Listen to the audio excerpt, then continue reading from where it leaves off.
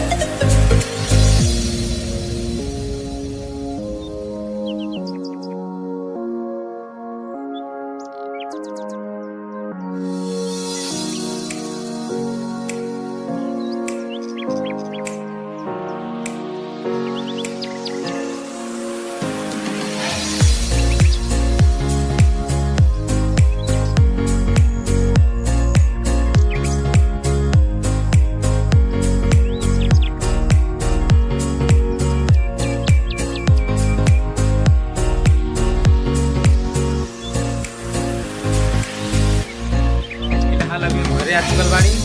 तो वीडियो आप लोग के कैसा लगल कमेंट में जरूर बताएं। और हाँ, लाइक शेयर सब्सक्राइब जरूर करें और भुलाई ना। कमेंट पे हम देखना के हमारे चैनल को लाइक के लिए सब्सक्राइब